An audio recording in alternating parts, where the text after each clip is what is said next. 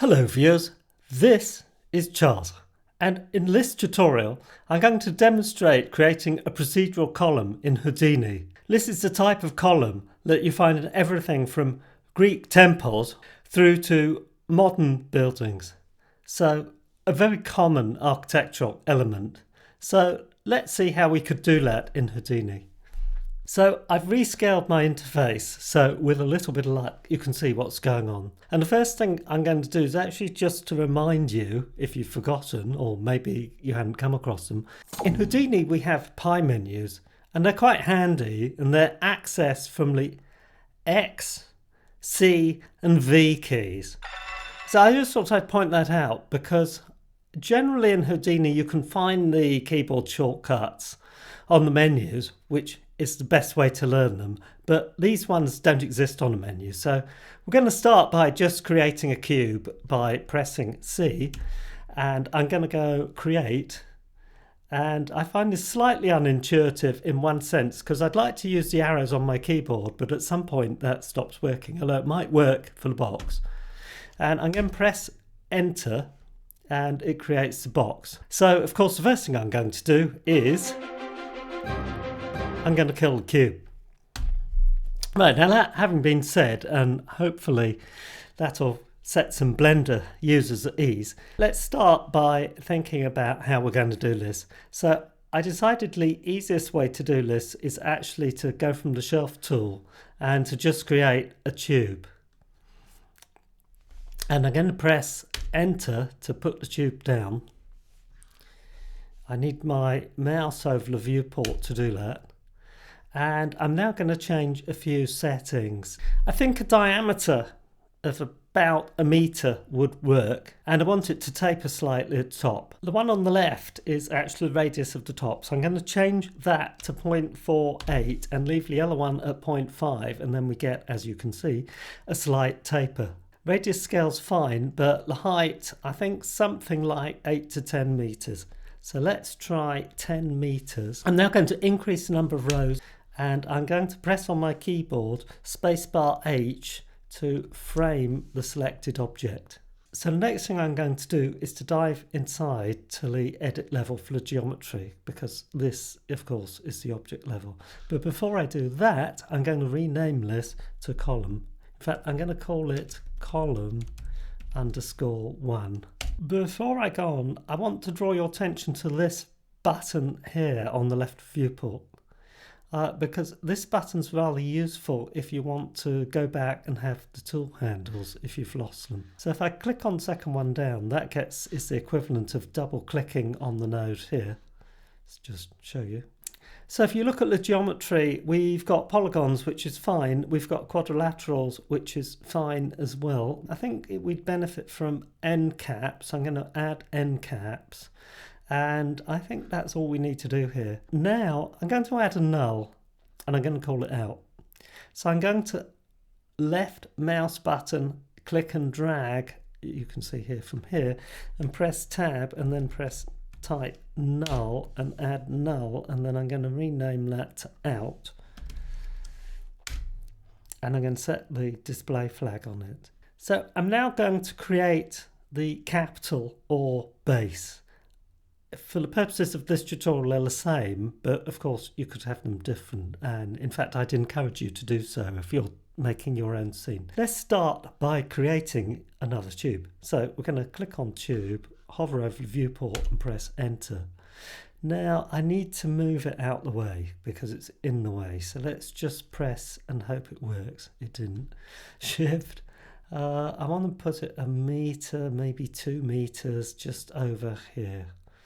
And I could do this very precisely by going, this is going to sit on the top and is also going to be turned upside down to go on the bottom. I want it wider at its top than its bottom, if you follow me. I'm going to set it to 1 so it will splay out at the top. Right, that looks promising. I'm going to leave that at 0.5. I'm going to leave the radius scale and I'm going to change the height to 0.2 because we're going to extrude it next. So let's just type in 0.2. I think we ought to have the same number of columns that we had columns on the column. So that's 24. And I think we're going to have 4 rows. You'll see why I want 4 rows when we start to extrude. Let's switch to front view for a minute. Now, when you click on perspective, you can then set the view, and usually, but unfortunately not always, it tells you what the keyboard shortcuts are. It's actually spacebar 3, or 3 I think on the numeric keyboard. Anyway, let's switch to front. Then let's zoom in by pressing either space or alt and then using the middle mouse button. Next thing I want to do here is just to use a match size so that the base of this is actually on the origin. Let's switch to the editable level and let's press tab, and what I want is match size. So I'm going to just type match. In fact, I can type MS, M space S. That's a useful thing to know in Houdini. If you use the tab menu and then you use spaces, you can put the first letter in, for instance, if you know what the node is that you want. So what we want is match size. The other way to do this is press tab and then go to geometry and then go to transform match size. This is quite handy when you're trying to learn your way around the application. Select the geometry to match, so that's itself. I think what we need to do is to press enter to complete.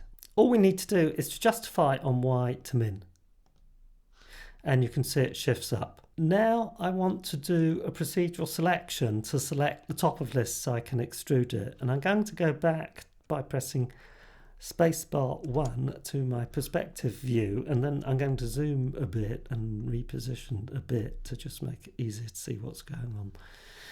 Next thing I want to do is to add a group node. So I'm going to press tab and then I'm going to type group. I think you could also do it by going group. Yes, you can. That's it. Double click on any polygon to select all and then press return. What are we selected at the moment? Let's have a look. So we've selected everything, but that's not what we want. So let's get rid of this. And let's actually give this group name, and there's an obvious name to give it, and that is top. How I'm going to do this is I'm going to do it by normals, because if we want the top, we want the bit that's facing up. And at this point, I've just realized that I've forgotten to put the caps on. So let's add the end caps, because we're going to need them. Let's rename this to select top. One of the things I like about Houdini, by the way, is that you can see we still know what type of node this is here, because it says it's a group create node. We can give it a name, which it puts underneath, and then it'll even tell us what the name of the selection group is, and I think that's really useful. The ones that are pointing up on Y, we can see that on the viewport, Y is up. We need to press 1 in here, and that should just select those. We need to work out why this isn't working. And the problem here is the spread angle. So what we need is not too much spread angle. And you can see as we pull it down, well, eventually everything disappears. So we need that at a point where we just get the top. So spread angle of, I should think, just below 90. So now if we just look at that, you can see we've selected the top. So with the top selected, and now I want to do a poly extrude. Now, I think I can do it from here. Let's just click on that and hope this works. Something's happened. Yeah, we've added a poly extrude. Let's just demonstrate the handle button. So if we get rid of it, so if you're just on select, you don't have it, but if you want it, you can just click show handles and then they pop back. It's quite handy. So distance, I'm going to try about 0.6. So let's just drag that out to about 0.6, 0.59 will do. Then I want to do a little bit of an inset. So what I want to control is the thickness. In fact, I'm going to add the divisions in now. So I'm going to put in 24 divisions, and you can see now we've got lots of geometry to play with. Now, depending on how your screen is zoomed, in other words, what the scaling is, you might find that what you're looking for is on another menu, and what I want is thickness here. Now, I should warn you at this point, I've zoomed Houdini to 200%. The default's 150. What that means is I now get these additional tabs. I suspect you won't have those tabs, but you will have the controls, but they'll all be on one screen. That having been said, now let's add some control points. So if I press plus, you can see it adds one in the middle. And if I press plus again, it adds one here, which is kind of what I want, but I really wanted it here. So let's undo that. If we select that one and press plus, we get what we wanted. And if I select that one and press plus, we now get the control points set up as I want. And what I want is 5 control points. And what I'm now going to do is to just pull that down. Well, I'm going to try and pull it down. And then I'm going to do the same here. And that is beginning to look a bit more like what I had in mind. I think the inset needs to be negative 0.2. Let's try it. That's better. That's exactly what I'm after. There's 2 more things I want to do. One is to add normals, and second is to sort out the UVs. So to add normals is simple enough. We need to drag off here. I'll do it not in the viewport, but I'm going to do it in the node editor. Let's press tab and let's press normal, and that'll add some normals. Spacebar H again. Now I'm going to do a UV unwrap. If you want to export this geometry to use into another application such as Game Engine, you might want to export it into Unity, Unreal, Godot, and you can do those things fine if you've got the indie version. If you've got Apprentice, obviously you won't be able to export. But if you did want to do that, then you really need to sort out the normals and the UVs. So we've sorted out the normals, that was easy enough. But what about the UVs? Well, there's actually an easy way of doing this, and that's to use one of the Side Effects Labs tools, specifically designed for dealing with cylinders. So let's see how that works. It's very simple. You're going to go tab, we're going to look at labs, we're then going to think it's probably under geometry, and it is. And I think we want to create, and what we're looking for is labs UV unwrap cylinder. And it thinks about it for a very short period of time, and then it does it. Now I'm going to set the flag on there, and you can see we've now got some UVs. Let's have a look at what these look like, and now we need to think about UVs. So if you look at the bottom of this, you can see if you're using textures, the seam is going to show. But in practice, it's not going to matter because it's going to be sitting on top of the column. So I'm not bothered about that. And the top is likely to have a top on it. But it is something you need to think about, where your seams are and how you're going to hide them. I think the defaults here are fine. You have the ability in this tool to actually select seams. I'll show you how that works. You can see we're in edge select mode, and you would just double click to select a seam, and then that didn't go very well, did it? Let's do that again. Well, you can see it has worked, but let's clear that.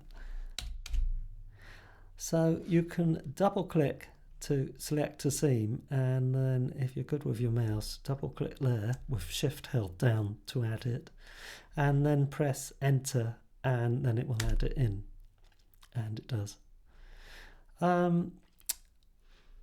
Do we need this? No.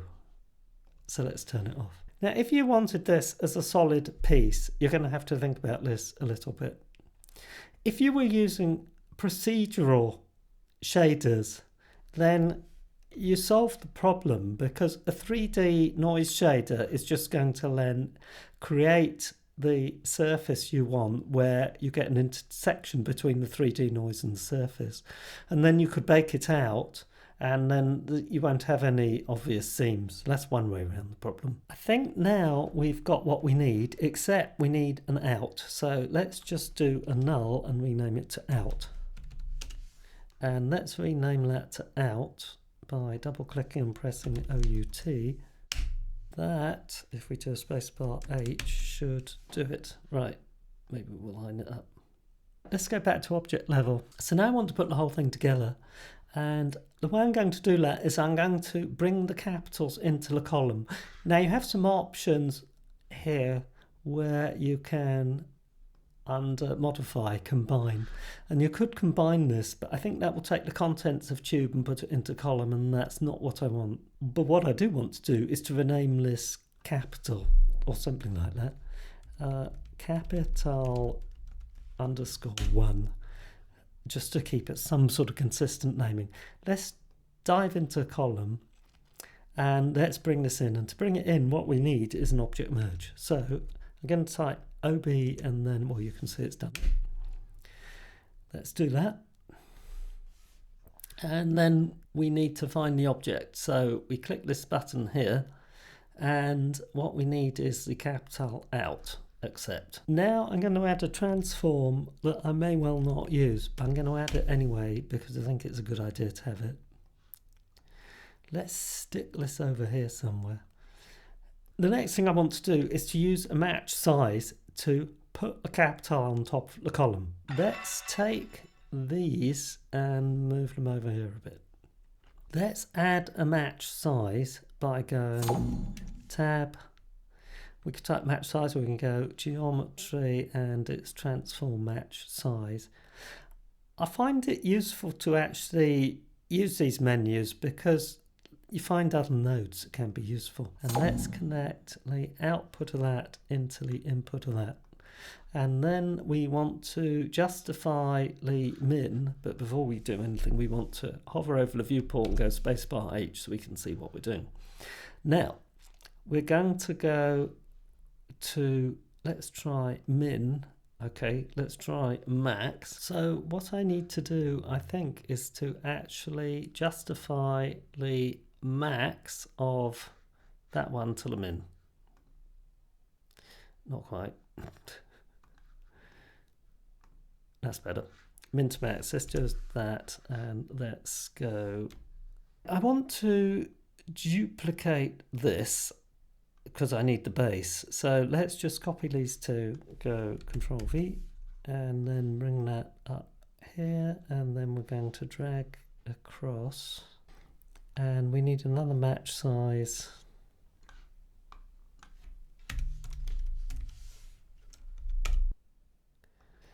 Let's have a look at this one. So this one, let's put some template geometry on. So we need to go max to min. No, that didn't work. Actually, what we need to do is to turn this upside down, which we're going to do by rotating it on Z. That's better. So I've used the transform to turn it upside down, and now I need to sort out this match size bit. So of course we haven't connected that into there. Let's connect that into there. That's better. Let's now put that on. It's not quite working, and that's because I need the max to min.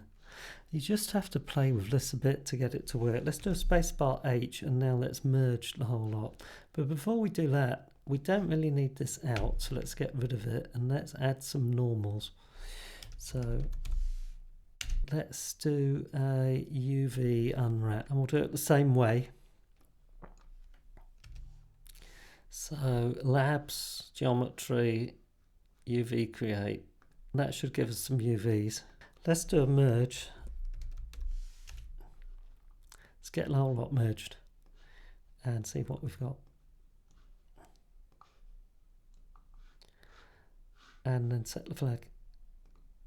And I haven't got an info complaining that it's got mismatched normals or anything, so this looks quite promising. We now have a column that has normals and UVs, so that's a great start. So what I want to do next? What I want to do next is to add some materials. What I'm going to do is to actually simply, let's zoom this a bit. So I'm going to press tab and I'm going to add 3 material networks. So let's do managers. I want a material network, which is that one, and let's put that there. And then let's do Control C to copy, Control paste twice. Right, that gives me 3 different materials to play with, which is what we're going to do next. Let's shift those to there. line them up and do a spacebar H. And then let's do an insert here, probably here. Let's insert a material, and that moves everything down, which is what I want, and we need one here too. So I'm right clicking, insert node, material, plonk it down somewhere, right click, insert node, material,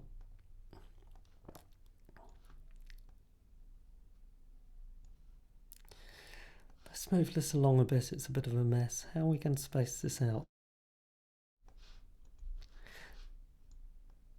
Hang on, that's better. I think that works better. Let's go in here and let's very quickly create a material with a colour. So I'm going to go Material X, and what I want is a PBR Material X standard surface. I don't want to change this into a look dev tutorial, but I do want to colour up. So this is going to be the top, and we're going to colour it something like orange. And then we're going to go back to the column level, and then we're going to go Material Net, and then we're going to do the same thing again. Material X, PBR standard surface, and this time this will be for the center, the main column. We're going to make that one grey. No, we're not. We're going to make it blue. That's not entirely unrealistic, because if you added some noise, you could have marble in that colour. Finally, for the bottom one, if the top was orange, we'll go for kind of orangey red colour.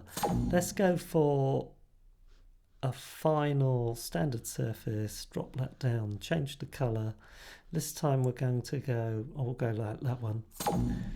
Right, now back to column level. Now, we've got materials. Let's do the assignment. So what we need now is MatNet 1 is going to be that one, except then on this one is going to be 2, except, and on this one is going to be 3, and accept. So now we've got a garishly coloured column. Good. Next, we need to add a null, and we need to call it out. Now what we should now do is to really label up this network, but I'm not going to do that because I think we've already gone on rather a long time. I hope you found this tutorial useful as an introduction on how to use procedural tools using a single geometry element, the tube, to create a much more complex geometry element, the column. If you did, please click on the like and subscribe buttons. Have a great day.